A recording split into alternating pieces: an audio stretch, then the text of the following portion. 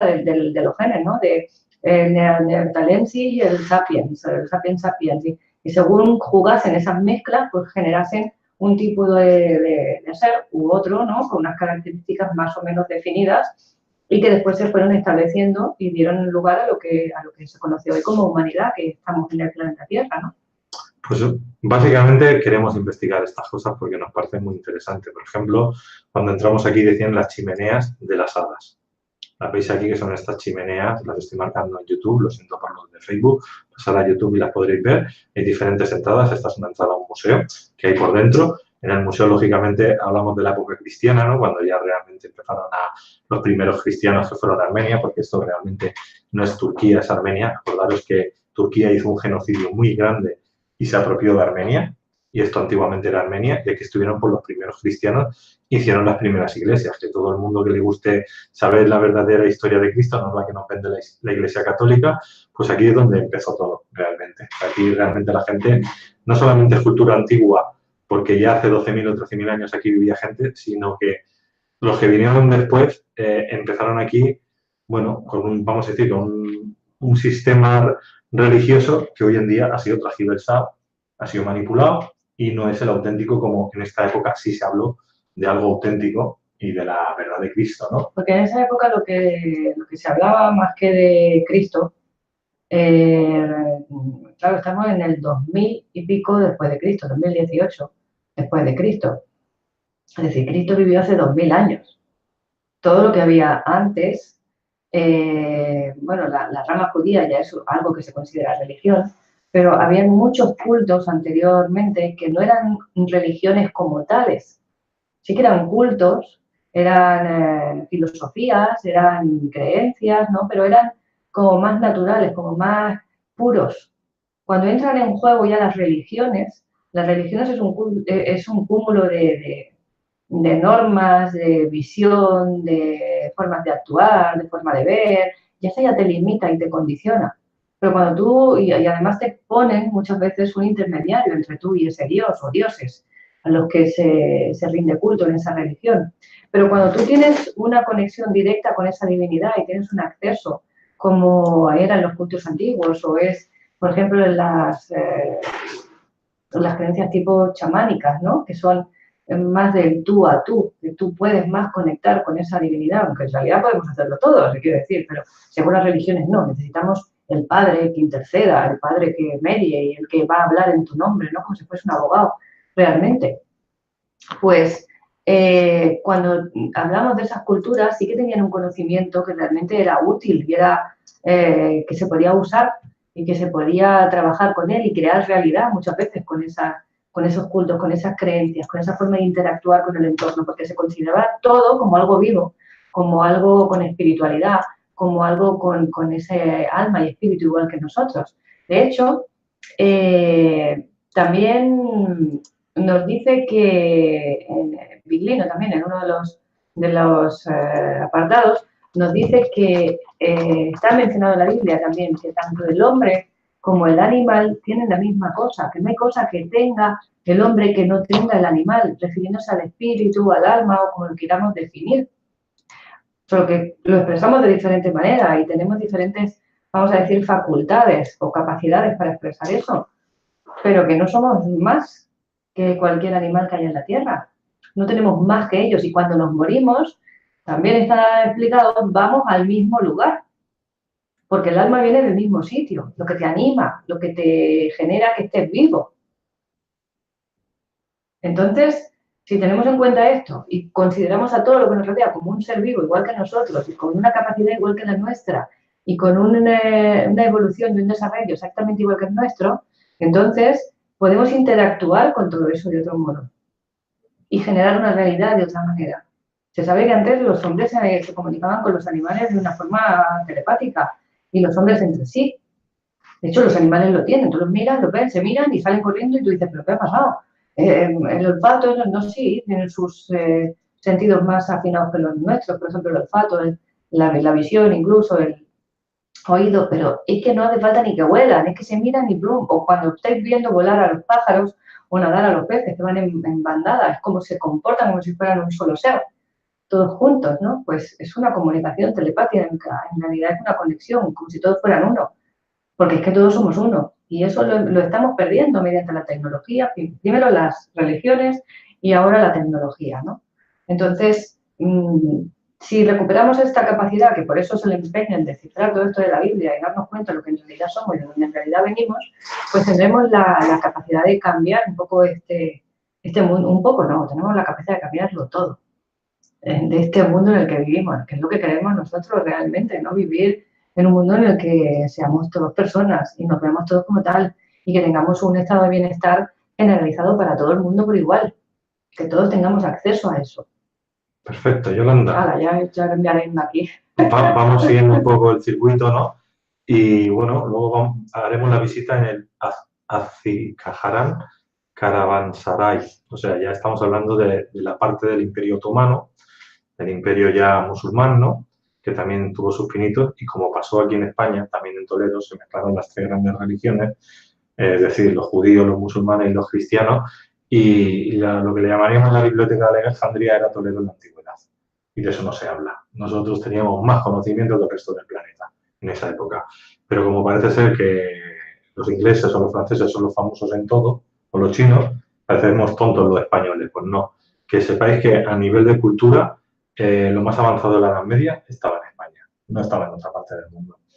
Entonces, aquí entraremos también en unos valles y en una, bueno, seguiremos con la zona esta de, ¿cómo se llama?, de las chimeneas de las hadas, que yo lo que te quería preguntar de las chimeneas de las hadas, qué casualidad que le pongan un nombre tan esotérico.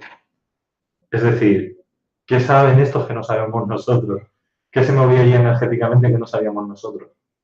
Claro, poniendo estos nombres, aquí podríamos indagar también y el día que estemos allí, yo voy a preguntarle a los lugareños, a la gente local, que me expliquen qué significa para ellos. Ellos, como aquí son de cultura musulmana, creen mucho en los djinns. Y los djinns para ellos son como para nosotros fantasmas, demonios, extraterrestres, depende... Elementales, depende del contexto que tú le metas, ¿no? Pero vamos a intentar descubrir, ¿no? ¿Qué significa esto? ¿Qué hay ahí que realmente no nos están contando? Porque todo esto, a la larga, serán muchos vídeos y serán información que iremos dando, pero los que vengáis in situ con nosotros, lo vais a vivir aquí con nosotros. También estaremos pues, con los derviches, aquí lo estáis viendo. Que también es otra filosofía interesante. Vamos a ver al que más manda de ellos, o aquí sería como un pastor o un padre, no sé cómo llamarlo, ahí no sé cómo lo llaman ahora, pero bueno, sí, como una especie de imán, pero derviche girovagos se llaman. Vamos a hablar con su líder espiritual y ahí vamos a sacar también información. Vamos a tratarlo. Vamos a intentar meternos en esos temas que ellos no quieren que entremos, pero que vamos a entrar. Lógicamente, como veis aquí, también iremos a la necrópolis de Anatolia, que tiene que ver con el Imperio Grecorromano, también estudiaremos. Y a continuación iremos a Pamukkale y allí visitaremos las cascadas de mármol, que en la época que vamos creo que no nos podremos bañar, pero os podéis llevar bañados si queréis. Algo espectacular. El que se atreva, que será algo espectacular. Éfeso también ciudad grecorromana, yo creo que es más antigua de grecorromana, ya que la leyenda dice que las construyeron unas mujeres matriarcas, unas amazonas. Había un matriarcado en aquella época y las amazonas eran unas personas que eran gente de comercio, de mucho comercio. Y cuando los griegos atacaron, los otomanos atacaron, unos y otros, esta ciudad siempre estuvo porque quedaba en medio de todo, era una ciudad comercial, pero nunca la tumbaron porque era un poco como los venecianos, ¿no? Que siempre estaban con el trueque. Y aun siendo del Imperio Greco-Romano, no la tumbaron. O sea, siguió ahí por años. ¿Por qué? Porque no era la forma de pensar típica ni griega ni romana, sino que era una ciudad donde las que mandaban eran mujeres, eran amazonas. Y aquí también hay que investigar algo que sale fuera de lo normal. O sea, sí, pues está la leyenda de las amazonas y demás, y ahí hay mucha tela que cortar también. O sea, es un puntazo ir a estos sitios. Claro, por aquí antes me habéis dicho también de si íbamos al Monte Nenrup.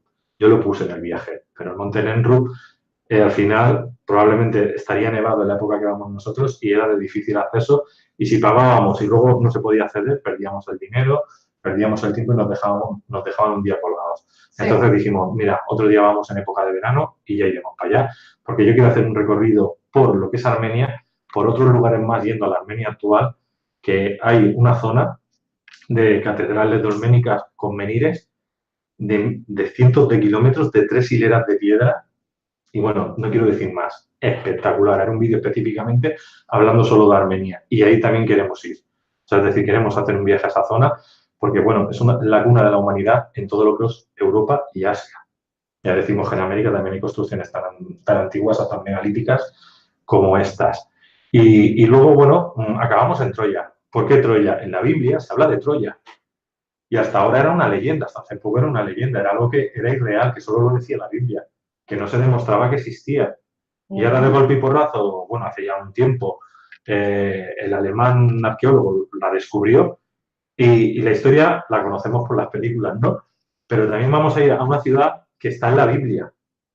Con lo cual, si está en la Biblia, es parte de la historia. es parte de la historia de la Biblia y es parte de la historia de la humanidad. Exactamente, y ahí también podemos sacar alguna información, indagar dentro de Troya y ver qué sucede. Por eso...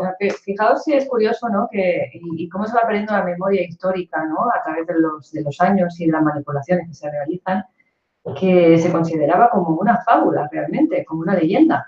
Como que algo era, o sea, como que Troya como algo no real, que era una novela que se habían inventado y bueno, en un sitio pues realmente perteneciente a la imaginación de alguien. Y después se ha demostrado que realmente existe. ¿Cuántas cosas habrán así que no nos están contando, que están ahí, que existen y que nos están vendiendo? Por ejemplo, tanto animal mitológico, tantas historias que hay en el planeta de cosas que parecen, ¿no? Como tú decías antes, los Bijin, todo eso tiene una realidad que lo sustenta y que va cambiando con el paso de los años, se va manipulando, igual que hablábamos de los Elohim al principio, ¿no? Que eran, pues en realidad, unos visitantes guerreros realmente, o hombres de guerra, como los llaman, pero que a nuestros días nos llegan como que eran dioses, ¿no? Si te lo pones a mirar así, pues en realidad dioses, tú no te lo crees, pierdes y te olvidas de aquello y ya lo crees como que era algo de la fantasía. Pues igual que eso puede ser esa parte que decíamos de las chimeneas de las hadas y de tantas cosas que queremos ver y realmente ahí rascar, investigar y observar qué base real tiene eso y por qué está fundado y por qué nos lo cuentan así y qué es lo que hay escondido detrás, ¿no? ¿Qué verdad está sustentando esa fantasía, esa leyenda, esa historia? Totalmente de acuerdo. ¿Qué deciros de estos sitios? Pues que son lugares megalíticos. Me hacían un comentario, ¿no? Que claro, que Egipto, pues bueno, como que tenía más cosas, que era más llamativo como viaje, que vamos a ir igual. Y yo decía, es que la gente no entiende lo que hay en Turquía, que no es Turquía, que es Armenia. Y la gente no sabe lo que hay allí. Está la cuna de la humanidad, estaban antes que los egipcios.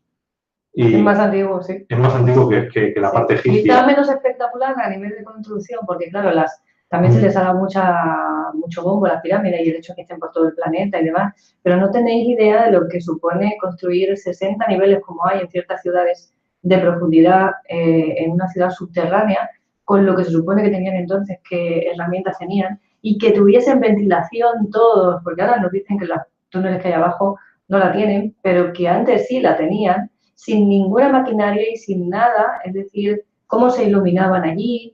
Pues hay mucha tela que cortar, o sea, no es... ¿cuántas cosas no nos han contado lo que pasó ahí? O porque no han querido, porque se han olvidado, porque la han manipulado, como el tema de Troya. ¿Cuántas cosas hay ahí que son ciertas y que tienen que ver con nuestra historia, con nuestro origen? Porque que no quieren que sepamos, porque realmente tenemos las grandes preguntas, ¿no? Del ser humano o del ser, que son de dónde venimos, quiénes somos y hacia dónde vamos, ¿no? Y teniendo eso claro, la humanidad puede dar un cambio. Porque si no, mientras tanto, estamos perdidos en esa lucha, en esa búsqueda, nos agarramos a una religión, a una piedra ardiendo, porque a ver, Dios, que me venga y me salve, siempre cediendo el poder. Mientras estamos en esa, y con esa inquietud y ese vacío, no tenemos el poder en nosotros. Y esto es una manipulación importante, por eso el empeño de rascar, encontrar, buscar cuál es el origen, qué es lo que están ocultando ahí, qué es lo que no nos cuentan de toda nuestra verdad como seres, como humanidad, para que podamos dar ese salto ya, ¿no? Y hacer realmente esa evolución a lo que tenemos que ser, que es un ser completo, ¿no? Ser que no estemos ahí pendientes nada más que de pelearnos unos con otros, ¿no? Y rescatar esa luz, que se nos cuenta también en la historia de la Biblia, y que querían los Elohim crearnos, una parte de la idea que tenían era rescatar esa luz de la humanidad que teníamos nosotros y que ellos habían perdido por esa decisión que se desvía, ¿no?, del camino, de algún modo, no sabemos todavía muy bien cómo, y que en realidad lo que hicimos fue quedarnos nosotros. No solo nos quedamos con nuestra luz, sino con la poca que tenían ellos, que le esperaban es recuperarla a través de la vinculación del ADN. Al coger su ADN y el nuestro, ellos